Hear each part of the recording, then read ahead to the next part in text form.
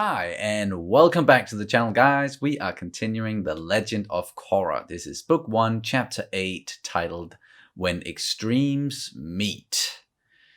Yeah, we talked about extremities and being extreme in the last one a lot, and just with Amon, everything he's doing, and what went down at the Pro Bending finals. We got the aftermath then. Yeah, a lot is going on with this story, with this plot, and it is so intriguing. We're really getting to the meat of things. It feels like, at least.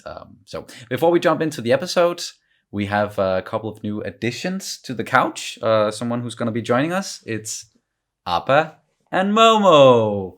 I know they're not a part of this series, so it would be more fitting if we had like Naga and Papu. But Appa and Momo are gonna keep us company while we watch the remaining episodes. I think they're just gonna be they're gonna be on the couch with us all the way through.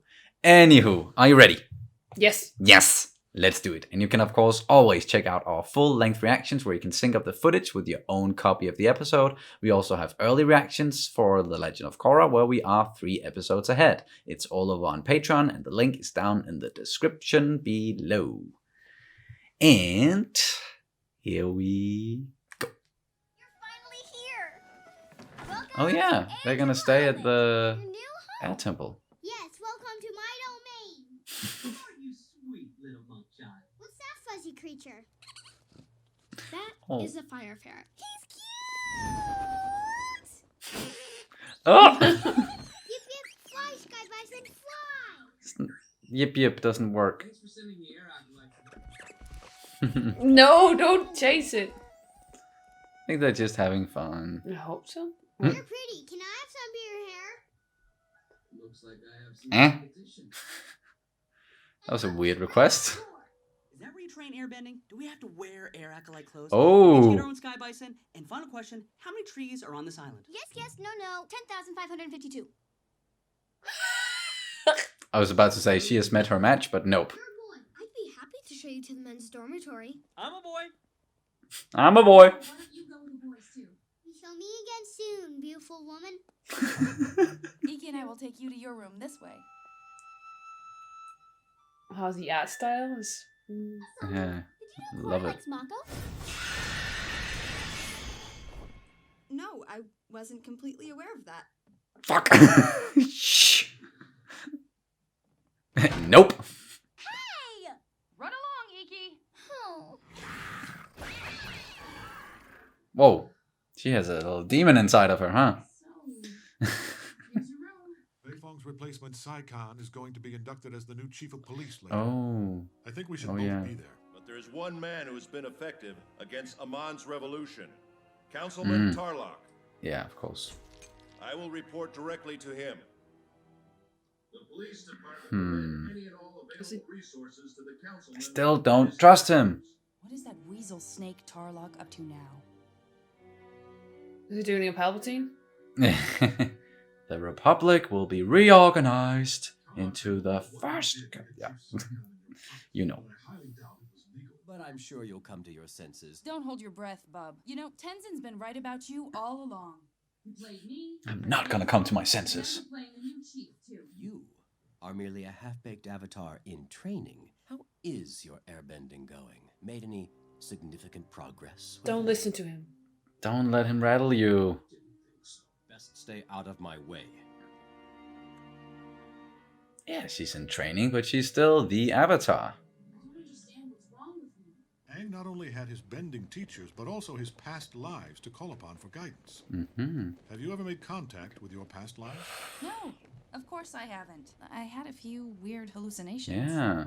And did you see any of the previous avatars in these visions? I saw Aang. Yeah. It seemed like he was in trouble. I believe Aang's spirit must be trying to tell you something. Yes. Yeah. Talk to Aang.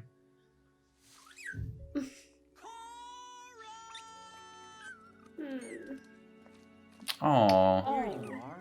Just feel alone. Aang hadn't mastered all the elements when he was battling the Fire Nation. And he wasn't alone. He had his friends to help him. Yes. Yeah, let's do it. Yeah, let's do it. What are we doing?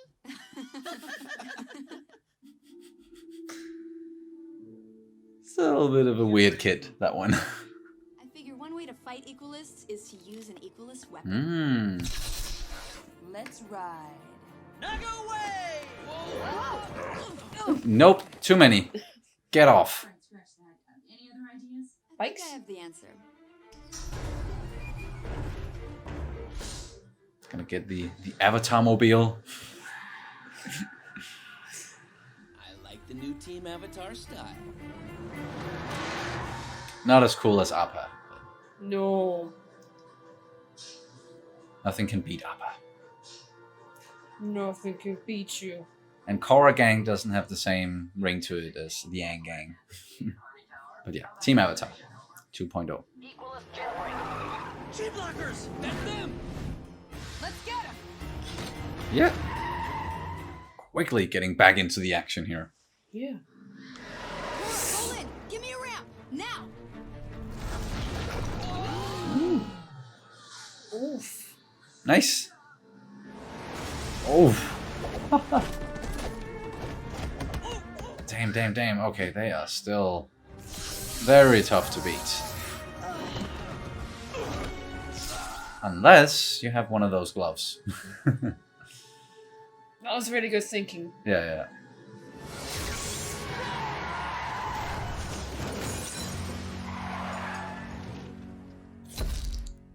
Well done.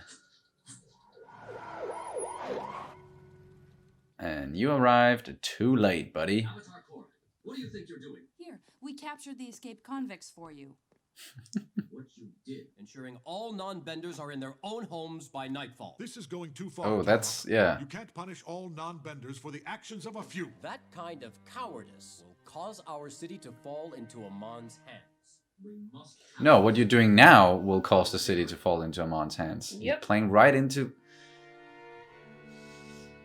And these other people on the council, don't they have any opinions of their own? Apparently not. After you. What a gentleman. Thanks.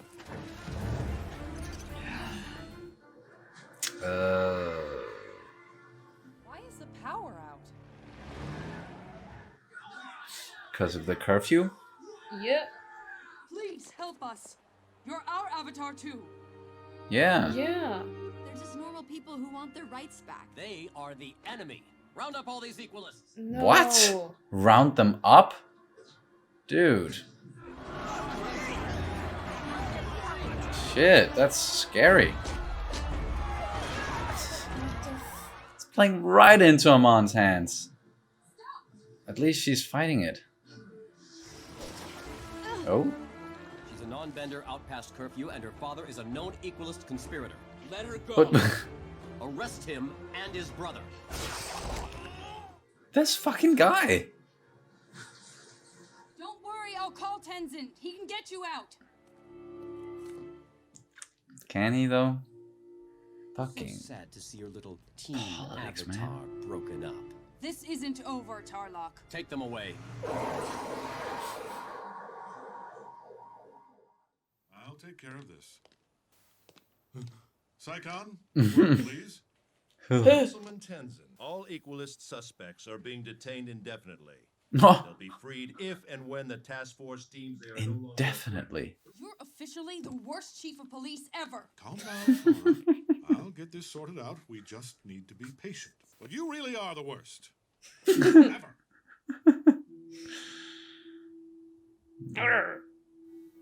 Wake up, Naga. Let's go. You're gonna try and bust them out yourself? Your willingness to go to extremes in order to get what you want. It is a quality we both share. You and Not I a good are fucking nothing quality. alike. You're just as bad as Amon.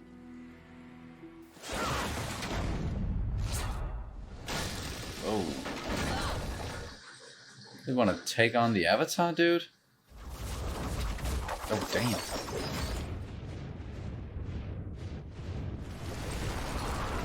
Oh.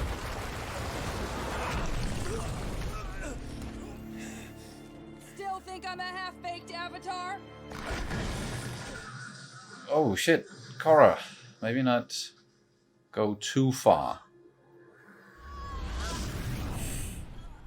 Oh. Bloodbending. Oh shit! You nasty. Fuck. Not a full moon. Oh. How are you doing this? There are a lot of things you don't know about me. What the fuck? Who is this guy? Oh. Wait, that was Sokka. What? Where are you taking me? Somewhere no one will find you.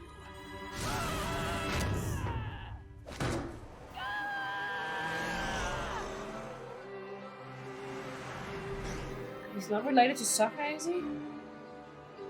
No. Maybe he would be related to Katara as well. Shit. Things are not really going well. Alright, that was chapter 8, When Extremes Meet. Holy fuck. Some things went down. Like, it's not looking good at all, as I just said at the end of the reaction there. This Tarlock guy, who is he really? Because he was able to bloodbend without a full moon, and then he was like, you don't know, like, you don't understand like who I am. Yeah. Sorry, butchered that completely.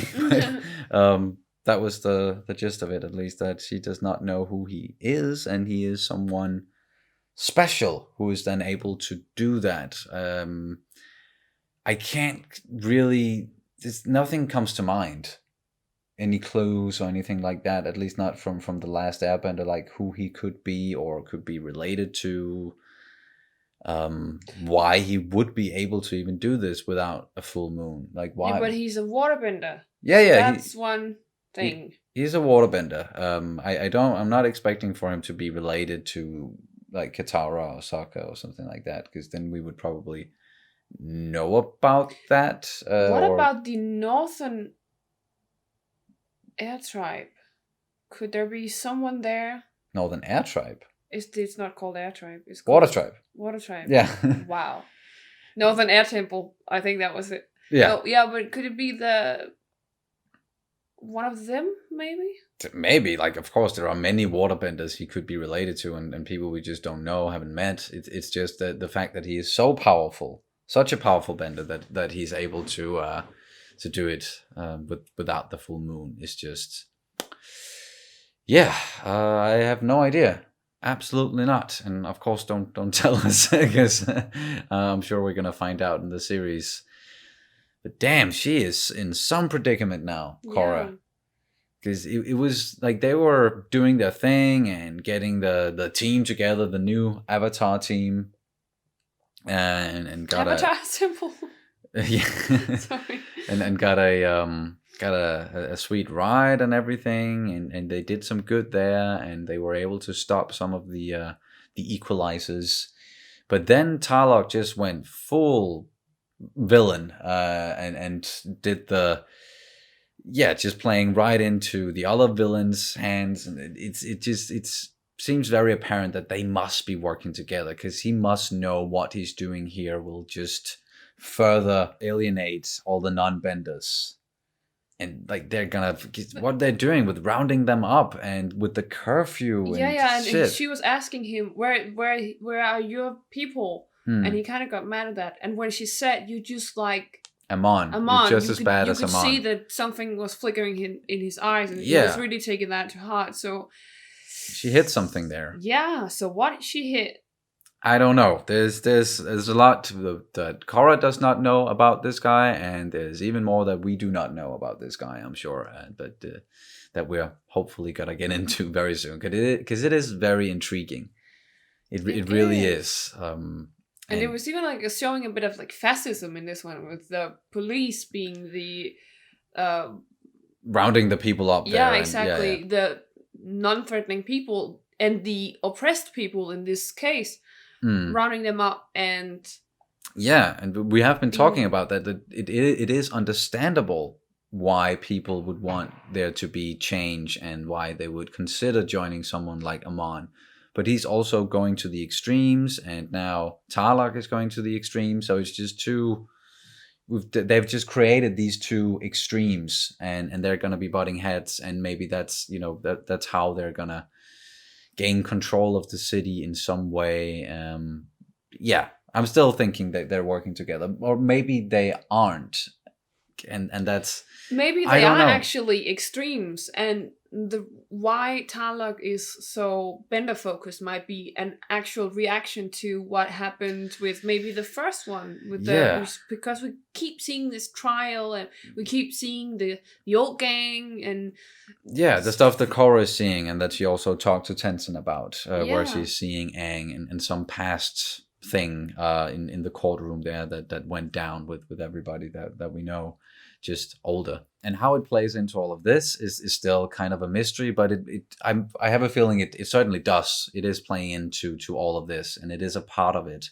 And what happened in the past, in some way, influenced what is happening now with Tarlock. So maybe he's related to that guy who was being who Aang was like battling back then, and they're talking about.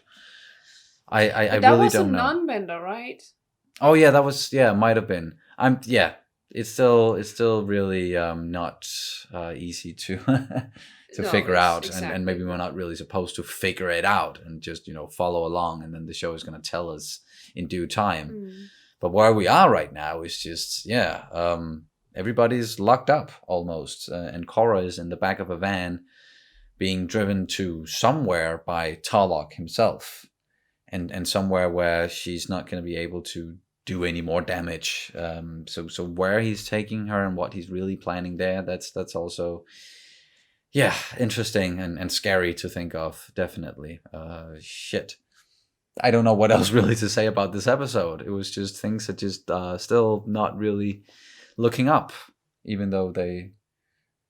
Could he be related to the moon in a way? You just thought of something. To the moon? Yeah, because the moon is enforcing the bloodbending. So could he have be related to Yue in some way? Yeah, or like her family, or just is he from that royal family in the North Pole? No, I was just thinking because Yue was basically kissed by the moon spirit. Could he be some sort of?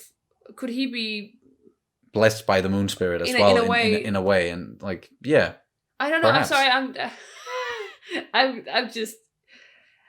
Apparently, my mind is just going places. It's all over the place. Yeah, we're still a little bit rattled from watching this week's Mandalorian, the season finale, and then this show is just amazing as well. But also, there's a lot happening, and a lot to keep track of as well. It seems like, at least.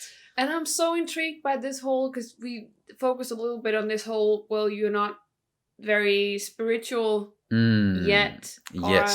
So you're trying, or your subconscious, or not your subconscious, but your past lives are trying to connect with you, and to tell Aang you is trying to tell you something, most likely. Yeah, and maybe she's not entirely open yet towards these spiritual suggestions, and I just think it's so interesting. The spirit thing was also what interested me a lot in the last Airbender. So this is just there's so much interesting stuff going on. So much intrigue, and I really hope that she's gonna be able to dive into the whole spiritual side and then get to talk to Aang and maybe some of the other past avatars, because that is always very, very, very interesting, as you said, and something we loved from the last Airbender. But just returning to Tarlock real quick, he in the extremities that we are witnessing in this series, it does seem like maybe if he's not with Amon, that he is just the other side of that coin, where Amon is going to the extremes for the sake of the non-benders, and then Tarlock is going to the extremes for the sake of the benders, and is just villainizing everybody who's not a bender, just like Amon is villainizing everybody who is a bender. And then both are wrong. Exactly. And then we have Korra in the middle, trying to meddle for both, and I think that was also a very strong message in this one, that when the non-benders were riled up. And calling out for help. And then they were like, hey, you're our avatar too. Yes. You are the avatar of the people, and it's everyone. And I just thought that was very nice and very interesting point. And And of course she heard that, and she was like, yeah, of course I'm gonna help you, because that's the most important thing. That these, like, the good people, they see other people as being people, and they recognize the struggle. So they're not just like being colorblind, but they recognize the struggle. Yeah, I recognize that you are a non-bender and you're struggling right now because you're oppressed by the benders. And I just thought that was it's really nice, and that Korra is trying to live up to the ideals of the Avatar, and she's not taking any sides, not really going to the extremes, even though she can be a bit like. I was a bit afraid that where we were going with that fight between her and Tarlock, that maybe she was gonna do something extreme to him, and that was gonna then turn the people against her. But no, then the bloodbending happened, so not really afraid of that anymore. But it is, I like that they're addressing that in that way in this show, and with the benders versus the non-benders, because that's not really something they addressed a lot in The Last Airbender. It was mostly, we got it in the form of Sokka just feeling like he's not really contributing to the team, because he's the only non-bender of the team. But then he found his worth, and we saw that with the Sokka's Master episode and everything. So that's really how they addressed it. But this is on a whole different level, very deep and very not black and white, even though they want to make it black and white, both Tarlock and Amon. Yeah, and that's where this series draw even more parallels to this world. Is the real world is where it draws these very clear political, or at least in a, it is kind of political, but but showing these things that are more mature and more adult in a sense, or at least it's just more modeled and more in the gray.